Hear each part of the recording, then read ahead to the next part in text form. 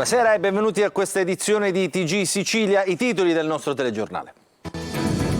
Orrore ad Altavilla Milicia nel Palermitano, un uomo uccide la moglie e 2 figli. Volevo liberarli dai demoni, avrebbe confessato ai carabinieri. La terza figlia riesce a salvarsi, emergono nuovi raccapriccianti particolari su questa strage familiare. Il corpo della donna bruciato, fatto a pezzi e seppellito in giardino. È un uomo diabolico. A TG Sicilia le testimonianze dei vicini di casa dell'assassino di Altavilla Milicia. Parcometri danneggiati e biciclette rubate. A Catania la microcriminalità non risparmia nulla alle associazioni dei cittadini, adesso chiedono aiuto alle istituzioni. Messina, il gruppo Franz favorevole al ponte. L'amministratore delegato dell'azienda che gestisce il traffico dei traghetti sullo stretto, al punto, su Telecolor rilancia la necessità della grande infrastruttura. All'Assemblea regionale siciliana, riforme regionali al palo tra tensioni e voci di rimpasto nella maggioranza. Da domani Schifani comincerà le consultazioni con i partiti del centrodestra. Record di ascolti per la finale del Festival di Sanremo, social divisi sul vincitore, e a Catania i fan riuniti per tutta la notte nel secondo più grande gruppo d'ascolto d'Italia. Calcio, il Catania fermato sullo 0-0 dalla Casertana al Massimino, colpo del Messina che vince per 1-0 ad Avellino.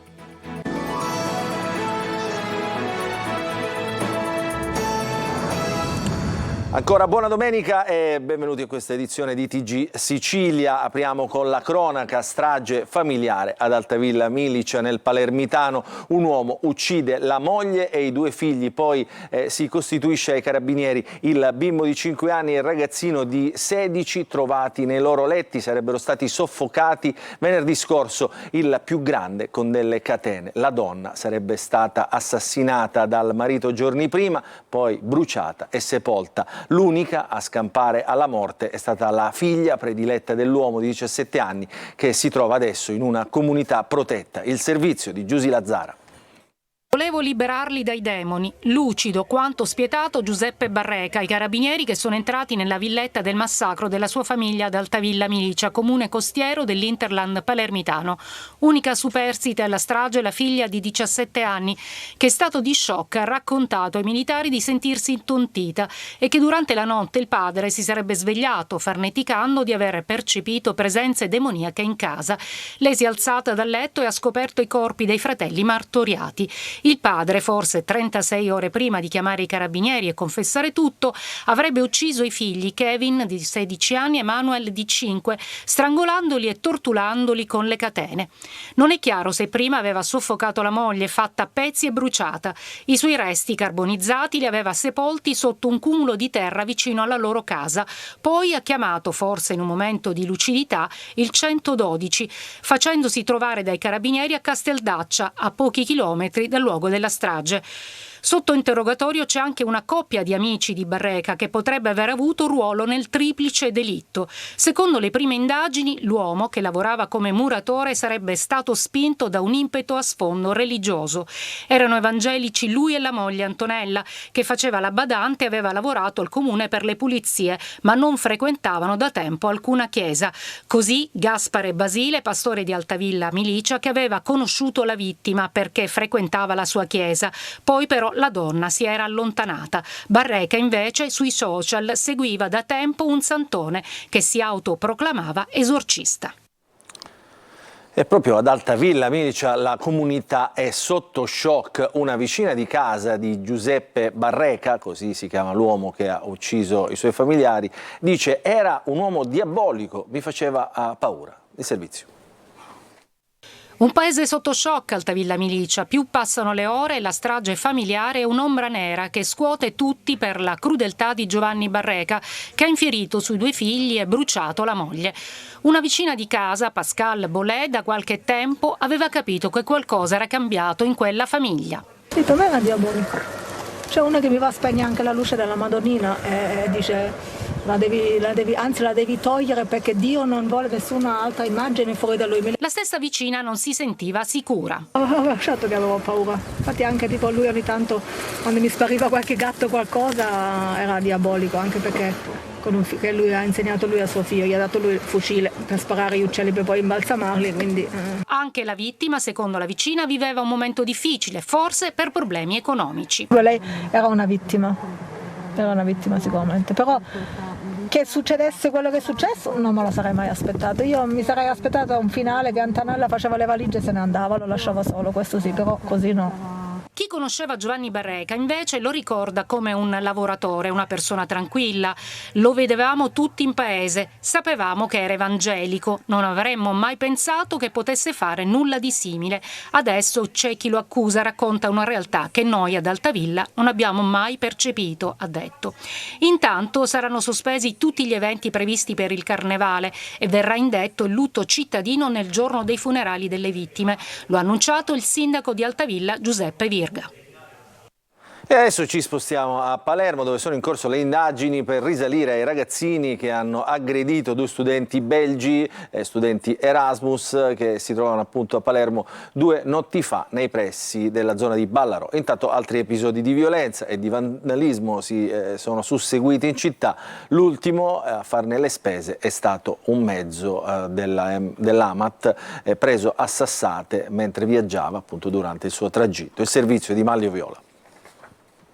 Non accenna a rientrare l'allarme violenza gratuita a Palermo, dove ogni fine settimana diventa ormai una raccolta di episodi occorsi dal centro alle periferie. Continuano le indagini tese a identificare gli aggressori di 2 studenti belgi in Erasmus in città, che 2 notti fa sono stati accerchiati e rapinati dopo una serata trascorsa nel quartiere Ballarò, nei pressi del mercato, diventato area della movida. Una rapina violenta analoga si era verificata 5 giorni prima. La violenza si consumava a Ballarò mentre le forze dell'ordine stavano invece seguendo controlli in Piazza Magione, altra area della movida, dove sono state elevate contravvenzioni ed effettuate segnalazioni e denunce. Ma la violenza non riguarda soltanto la movida e la microcriminalità, si susseguono anche atti di vandalismo. L'ultimo riguarda una sassaiola contro un autobus dell'Amat, stavolta a Brancaccio. L'episodio è avvenuto ai danni della linea 210 che collega via Oreto a Viale dei Picciotti. Finestrini rotti e cocci di vetro che volano anche all'interno del mezzo, ma per fortuna nessun ferito. Episodi simili nelle scorse settimane da sud a nord della città, anche in Corso dei Mille e allo Zen, a dimostrazione del fatto che ormai tutta la città è interamente accomunata da queste violenze e danneggiamenti immotivati. E anche Catania è ostaggio di ladri e vandali, dalle casse automatiche dei parcheggi ai furti delle biciclette. Chi agisce lo fa per pochi euro e molte volte riesce persino a farla franca. Ci racconta tutto Tonino De Mana. Si ruba e si vandalizza, a volte per pochi euro, altre volte per il semplice gusto di danneggiare. Catania è sempre più ostaggio di gente senza scrupoli che dal centro alle periferie colpisce indisturbata. Si spogliano strade, si depreda il ferro di tombine e caditoie e non passano di moda i furti di auto e biciclette che alimentano il fiorente mercato della ricettazione. Annesima, ignoti sono entrati in azione nella sala d'attesa del parcheggio scambiatore ed incuranti della presenza di 3 telecamere interne, bisognerà capire se funzionanti, hanno arraffato pochi spiccioli, mettendo KO una delle casse automatiche. Simili scene sono state segnalate in centro, dove sono state prese di mira le macchinette di sostare. Dalla mobilità sostenibile agli insostenibili furti di biciclette, una vera piaga sociale nelle città metropolitane, dove la depenalizzazione di alcuni reati sta portando ad un incremento dei fenomeni. E si susseguono le denunce dell'associazione Salvaciclisti, che sollecita l'intervento delle istituzioni. Il nostro appello è quello che facciamo al Presidente del Tribunale di Catania, di aiutarci a iniziare a fare delle indagini serie e per incominciare a fermare questa cosa che sta continuamente accadendo. Ci sono tantissimi ciclisti che non vanno solo in bicicletta perché si spostano per una mobilità sostenibile. Noi abbiamo dei lavoratori che sono veramente in condizione già precaria. Ladri di biciclette che a volte danneggiano chi il mezzo a 2 ruote lo utilizza non per hobby ma per lavoro, come i rider. E sappiamo che i rider vengono continuamente rubati dei loro mezzi per lavorare, di cui sono impossibilitati spesso dalla loro condizione economica nel ricomprarsele. E sui social aumentano le adesioni al gruppo Bici Rubate a Catania, segnalazioni e avvistamenti che purtroppo crescono di ora in ora, così come i furti. E adesso cambiamo argomento, parliamo di Ponte sullo Stretto. Ieri ospite nella trasmissione Il Punto c'era l'amministratore delegato di Caronte Tourist, Vincenzo Franza. Si è parlato appunto del ponte e dell'impatto che avrà la grande opera anche sul business dei traghetti, un tema caldo che in questi giorni, proprio quello delle infrastrutture, visto che la prossima settimana è in programma un passaggio importante. Ci racconta tutto Francesco Triolo. Giovedì prossimo il Consiglio di amministrazione della Stretto di Messina ha all'ordine del giorno la relazione di aggiornamento del progetto definitivo del ponte sullo Stretto. Dopo la sua approvazione partirà la fase esecutiva della mega opera. È il momento cruciale, quello in cui si potrà iniziare a pensare che stavolta il ponte si farà davvero, perché se tutto andrà secondo i programmi, a fine marzo il progetto definitivo verrà approvato e si passerà all'esecutivo, ai vari contratti, e in estate dovrebbero partire i cantieri. E di ponte sullo Stretto si è parlato ieri sera durante la trasmissione Il Punto, condotta da Luca Ciliberti, ospite l'amministratore delegato di Caronte Tourist Vincenzo Franza, che ha spiegato il sì della società di navigazione alla realizzazione del ponte sullo Stretto. Dovunque sono stati realizzati i ponti, i traghetti continuano. In qualunque modello di funzionamento di questo ponte una parte del traffico rimarrà sul traghetto e noi addirittura confidiamo che l'incremento dei traffici complessivi con la Sicilia possa attenuare quello che è il naturale travaso di merci sulla infrastruttura stabile. Poi non dimentichiamo che durante tutta la costruzione di questo ponte, che durerà 8-10 anni, quanto minimo,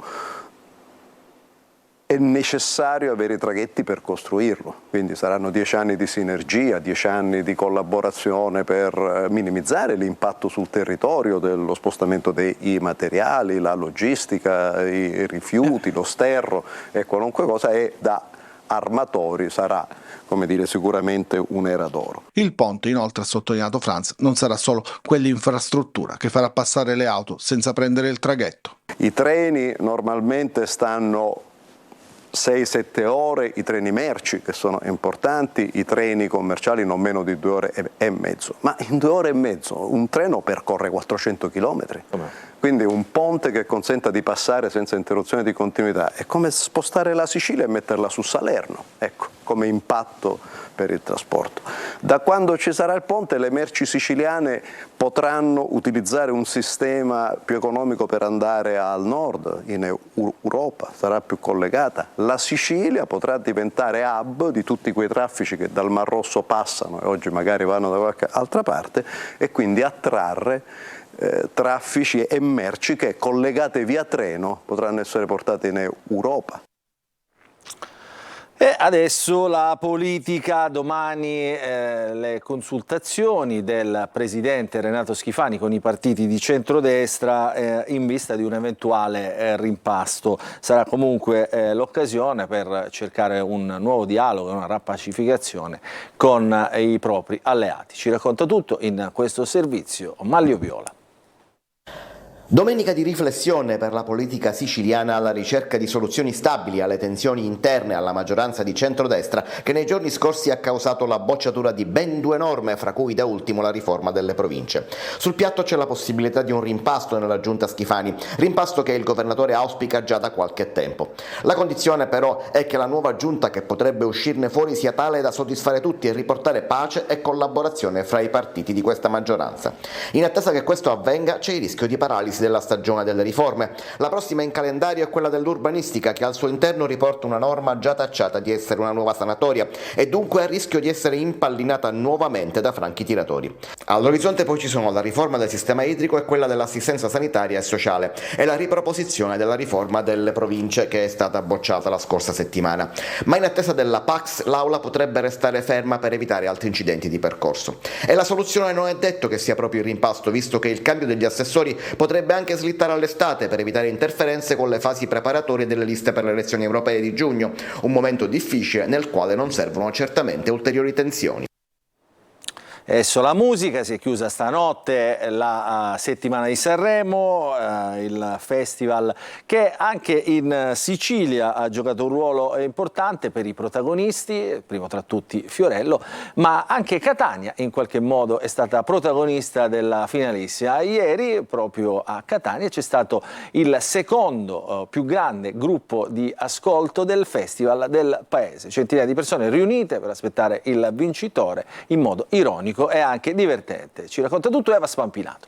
Vince la 74esima edizione del festival. Un applauso corale in collegamento diretto da Catania a Sanremo. Oltre 600 persone tutte riunite qui in un noto locale catanese per il secondo gruppo d'ascolto più grande d'Italia, che ha salutato così la vincitrice della 74esima edizione del festival, Angelina Mango. E lei, che riporta la palma d'oro del festival in mano ad una donna dopo 10 anni, l'ultima fu Arisa nel 2014, commenta così la vittoria sui suoi social, con un semplice grazie, un cuore bianco e un peperoncino portafortuna, con lo sbigottimento ancora negli occhi. E proprio i social, mai come quest'anno, l'hanno fatta da padrone, tra voti pilotati, commenti sarcastici, meme, come quello dedicato al figlio di Amadeus che ricorda il piccolo Simba del film Il Re Leone, Un giorno tutto questo sarà tuo, e un filo diretto con i follower che potevano seguire anche quello che accadeva nel backstage, proprio mentre il festival era in onda. Sanremo 2024 chiude con ascolti record, 74,1% di share, è la finale più vista dal 1995 con Pippo Baudo, il picco con Fiorello e Roberto Bolle. Il rapper Geolier, vincitore assoluto del pubblico e degli stream, incassa il 60% delle preferenze popolari, ma non basta per vincere. Dopo gli ingiusti fischi ricevuti, non vede l'ora di tornare a casa, come dice lui stesso. È stato tutto cose belle, ci abbiamo ballato un sacco di cose. Tutta la vita fanno scattare l'effetto nostalgia tra Balera e Raffaella Carrà, perfetti per le serate all'insegna dell'happy music. Il gruppo d'ascolto catanese ne dà dimostrazione. Sul palco dell'Ariston Etneo, una coppia infiocchettata proprio come loro. Adesso ci fermiamo per una piccola pausa, poi il calcio.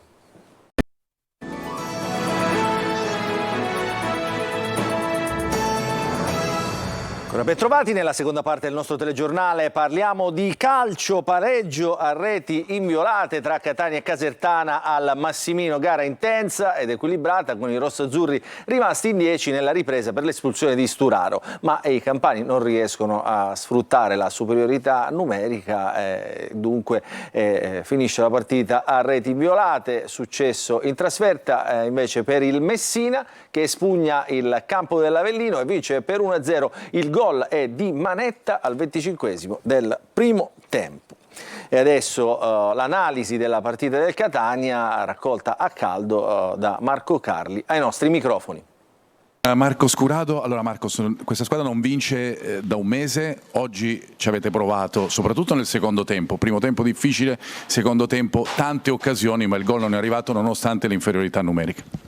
Sì, buonasera, sì, si dispiace perché parlavo con mio compagno qualche minuto fa che quando fai una brutta prestazione perdi, quando riesci a fare la prestazione bella non riesci a vincere. Tante volte ci è capitato in questa cosa, è responsabilità nostra. Niente, però non è il momento di mollare, dobbiamo continuare a insistere, continuare a tenere una linea perché questa è una nostra mancanza in questa stagione, il fatto di non riuscire a mantenere un certo livello durante le partite, magari facciamo una prestazione bella e poi una partita dopo sembriamo un'altra squadra, quindi ci avremo una bella sfida ora tra qualche giorno e vedere se riusciamo a tenere questo livello o alzarlo. Adesso c'è un passo indietro, ieri il Palermo ha vinto per 2-1 in trasferta contro la Feral Pissalò, una prova di maturità. Adesso i rosanero puntano alla classifica nelle zone più nobili. Il servizio. Un primo tempo sottotono, una ripresa da urlo. Il Palermo vince a Piacenza contro la Feralpi Salò per 2-1, vince e dà un segnale forte al campionato. Per la promozione diretta ci sono anche i rosanero che hanno solo 3 punti di ritardo dal Como secondo, che tra l'altro affronteranno sabato al Barbera. Un primo tempo in cui il Palermo ha rischiato di subire lo svantaggio un paio di volte, poi nel secondo tempo è cambiato tutto. È salito in cattedra Ranocchia che ha segnato il primo gol e successivamente è arrivato anche il sigillo di Soleri. Nel finale il gol della Feralpi, ma è il Palermo ad alzare le braccia al cielo, 3 punti d'oro. Le squadre avversarie ci sono, sanno fare le loro cose, difendevano bene, forti, molto compatti, con tanti giocatori, non era difficile trovare la situazione giusta, nonostante ci abbiamo provato e 2 o 3 volte secondo me siamo andati anche vicini a fare gol. Loro sono stati molto bravi sulle palle inattive, dunque sono stati molto pericolosi da questo punto di vista, lo sapevamo, insomma. La partita è lunga, nei 95 minuti ci abbiamo creduto, loro hanno mollato un po' dal punto di vista dell'intensità, abbiamo trovato più situazioni per essere pericolosi, abbiamo fatto secondo me 2 bellissimi gol e sembrava una partita orientata. Il grande rammarico è questo gol nel finale che per 2 o 3 minuti ha permesso loro di rientrare in partita. Un buon viatico in vista della doppia sfida che ora attende rosanero, il Como in casa e proprio la Cremonese in trasferta. Sarà una prova di maturità importante per una squadra che comunque contro le grandi poche volte ha fallito. Questa è l'ultima notizia, il nostro telegiornale finisce qui, allora non ci resta che augurarvi un buon proseguimento di domenica e ringraziarvi per averci seguito.